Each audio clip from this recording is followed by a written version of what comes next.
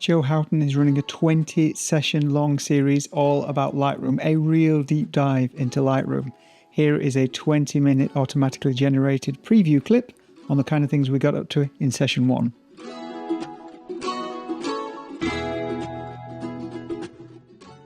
So, I mean, this is the running order.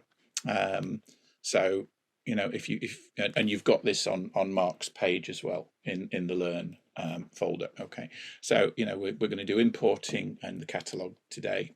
We're going to do file organization in Lightroom, sharing images, global editing and the intersect tool and stuff like that, using other apps like Photoshop and Nick and, you know, whatever we want to use and stuff, cropping and resizing, mono processing, the stuff that we haven't covered in develop, because there's a lot in develop.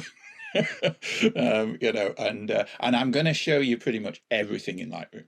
So, you know, some of you may not use some of the things that we show because you just want to edit landscapes or you just want to edit, you know, a certain way or whatever, and that's absolutely fine. But over 20 episodes, it's going to be 40 hours. We're going to really, you know, do the nooks and crannies. I will kind of take note of any of the kind of key questions that came up, of things that weren't in my draft notes, and sometime on Saturday afternoon I will update this set of notes with anything that came up during the live session, and then I'll send that over to Mark, and he can then, you know, make it available. There's a separate handouts page, but I'll put a link to those on the recording page. So it'll all be in one place. I've got high hopes, Joe.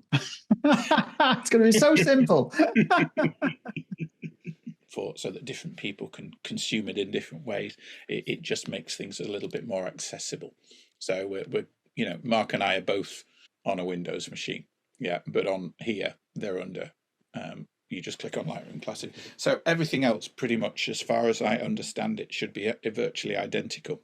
Now, there was an update yesterday to 13.5.1. Now, 13.4 Lightroom Classic. Okay, so it comes up there, 13.5.1. Okay, I think it's helping about on a Windows machine. If you're on a Mac and you're having problems with Lightroom, first thing to do is to try updating, and you can find Lightroom and you can reinstall an earlier version, and I would go back to 13.3 if you're still having problems, because there's something wrong.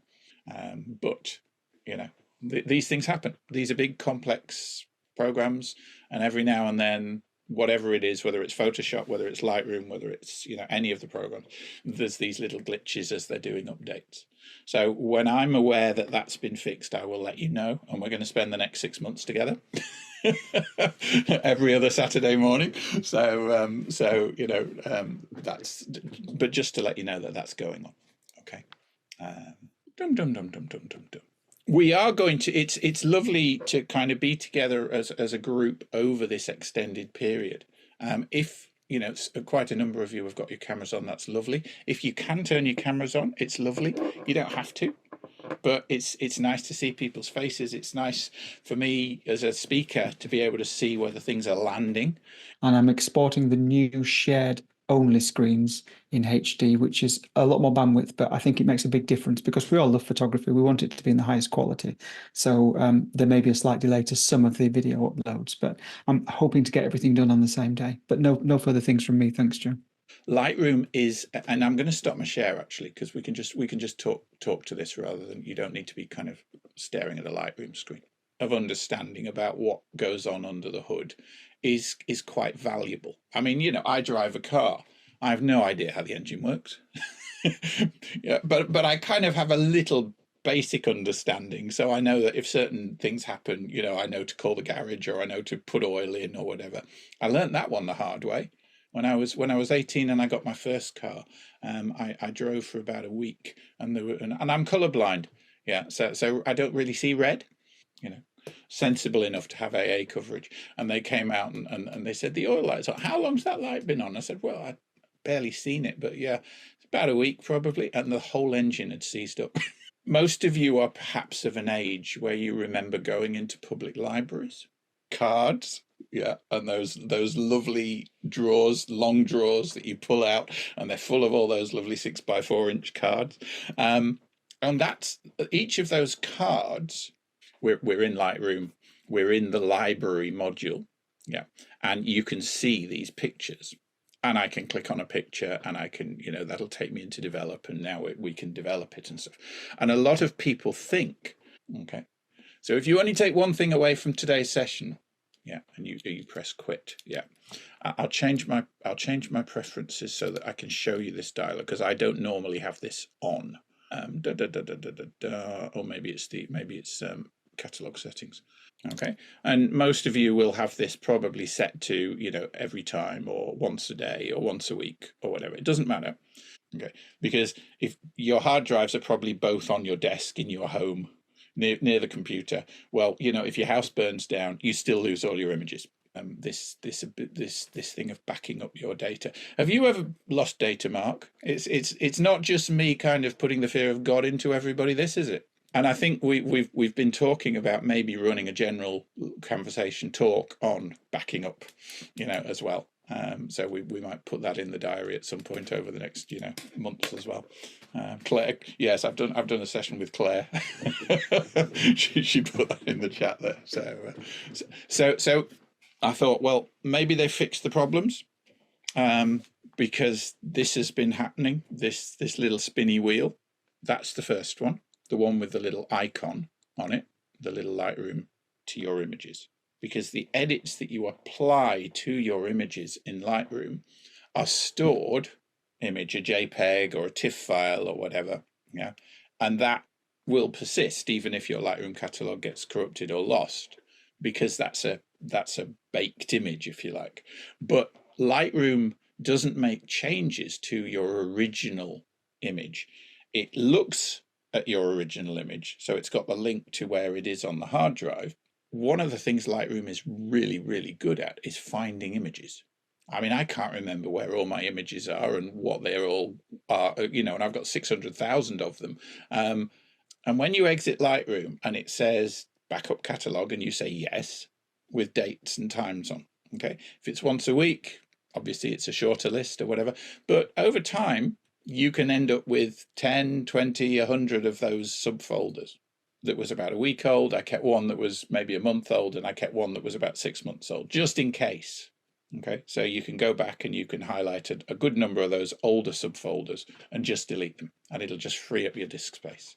So it makes a copy of the current catalog file, and it'll call it now version 13.4 or version 14 or whatever.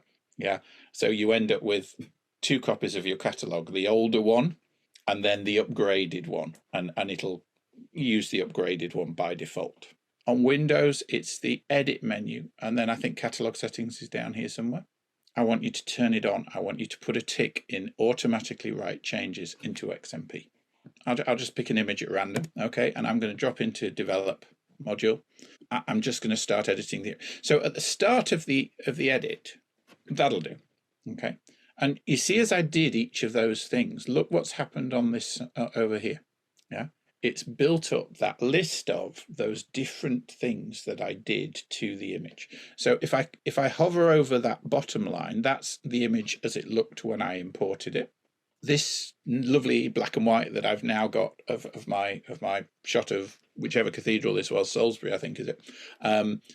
And as you make this change to exposure or to black and white or to highlights, it writes that. And this, this session is really kind of grounding you a little bit in stuff. So we'll get to all the exciting stuff of kind of develop and stuff as we go through. But today we're just setting the scene, if you like, and we're just about to start.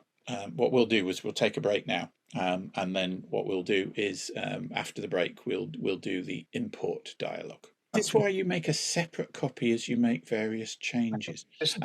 So if you've made that copy and you've decided, no, actually I didn't want to go to black and white or whatever, you could always come back down through the history to just before you converted it to black and white, yeah, and you could actually start editing again from there, and everything above that, all the changes above that point would then disappear. Or you could say, well, I just Super. In that case, Joe, I shall pause the recording now. Okay, right. Well, we haven't lost anybody, Mark.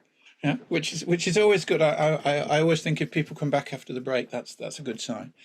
So, and I can't see anybody falling asleep. Well, Mike maybe, but but apart from that, we seem to be good. That's great. Okay. I'm going to use lots of shortcut keys during these sessions, and I will tell you what they are as we go along, and I will also send Mark a fantastic little download which covers all the Lightroom shortcut keys, which I didn't put together myself. Another very, very good Lightroom person called LOUPE, like the old magnifier that jewelers and stuff used to stick over their eyes so that they could see what in more detail. So that's known as the loop view. So if G for grid brings me back into the library in this view. Now, arrow and click it, in which case it now opens the left-hand panel. Yeah, getting to the import dialog, open up that left-hand panel, and down here we have the import. So the left-hand side shows what we call sources. Okay. Now maybe I got the wrong card out because there's no images coming up. Let me take that one out. Let's see whether it's this card. To rename the file, to decide how we handle the files, okay, and rename them. We can do stuff to the files, flowers or something. Well, then we might put some keywords in here and put in macro, flowers, garden. Somebody's just asked, Polly just asked, what's the difference between the untitled in devices? So if you've got a big SD card and you've shot more than 1,000 images, you'll have more than one folder, and you had multiple folders in the DSIM. You could just choose the last number folder and it would give you, the latest images. Okay, so if I come back to the grid view, now you see they've all got ticks on, and then I'm going to find the first one that I want to import, and then I'm going to go and find the last one that I want to import. So let's say it's these 5. Danny, I'll bring him in as well. So now I hold the shift key down and click on this image here, and then it'll select everything from the first one that I selected to this one. Shift and click. Okay. If you don't want all of the images bringing in, you can just hold the Control or Command key down. It did a little bit better processing in DNG than it did processing some of the other raw file formats. That it's not really going to make a lot of difference. So I would normally just copy now, not copy as DNG. Move and add aren't available when you're pulling in from an SD card or simply adding them to the Lightroom catalog in situ. So it doesn't move them at all. It just kind of adds entries in the Lightroom catalog to the files that are on your external drive. Okay. But for the normal import, which is going to be go out, shoot some shots, bring your SD card in, and import them from the SD card, then you want copy. You've got the ability to sort the view here. Okay, so you can see I just shot those 3 and the 2 of Danny yesterday, I think. Those are at the top. Okay, so your camera's naming your images sequentially, and then you're sequencing the way they're shown. There's the newest images, because that's now an A to Z sort. Quick question, I think you're about to read it actually. So that's great for that. Yeah, but then the raw files, you're going to bring those into Lightroom. That's where you're going to do your kind of perhaps more serious editing and stuff like that. So yeah, you don't really need to bring the JPEGs in as well. Tabs and Lightroom works with these tabs on all the panels. Okay, so where you see an arrow. So you see that Macintosh HD one there is lit up. If I click on that, it means there's something underneath it. Just click to the left there, and maybe one of those is unticked like that. So now I've unticked file renaming. It's not that you can't see it anymore, but I can bring it back by going to any of the others, right-clicking, and then just previews. But that means that it's got to generate those previews for every image as it brings them in.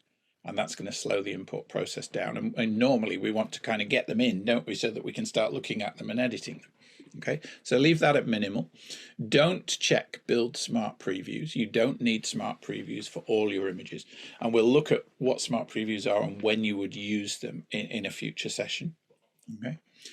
If you really want to make a second copy of your images as you import them, okay, and some cameras let you set that file name format up, and others it's just going to generate, you know, some meaningless letters and numbers form. So what I like to do on import is to rename my files.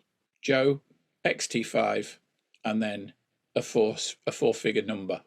But what I like to do is I like to put in front of that, so I can move my cursor to the front of that, yeah, and I want to insert the date and time, the date that it was taken, 09, whatever today's date is. Yeah, I can't remember what today, but you know.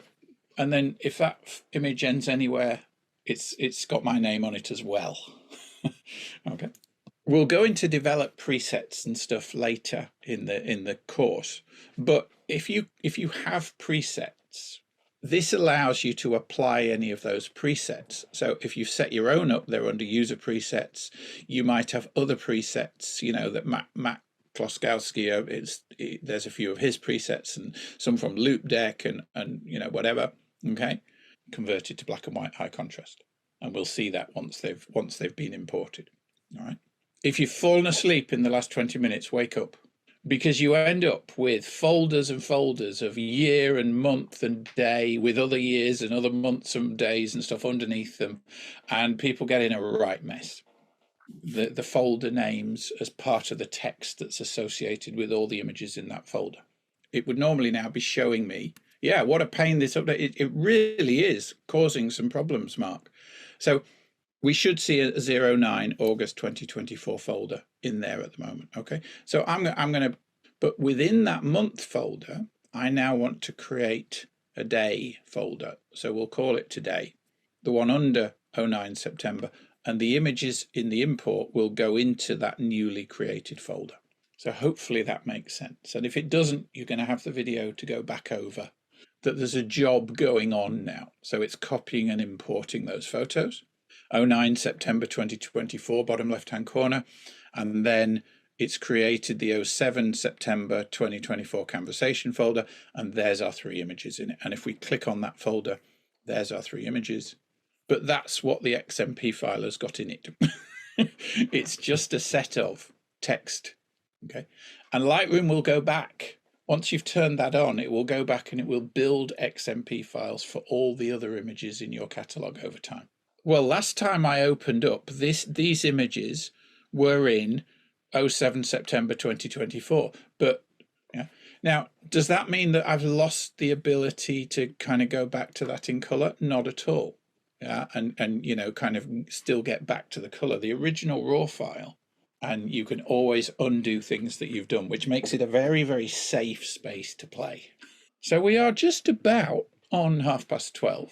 Did I miss anything, Mark? Were there any other comments? And yes, we have got a brilliant series on Photoshop. Celia is amazing if you've not come across Celia Henderson.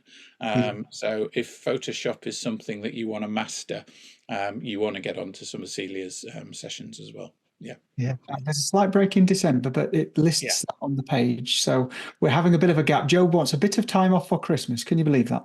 But in that case, Joe, we are at 12:30. People have put lovely comments in the chat. If anybody wants to put any final messages in before we finish, so we won't see you next week. But it's been wonderful, Joe. Thank you very much. And I know we put this together about a year ago, but it's been so worth waiting for.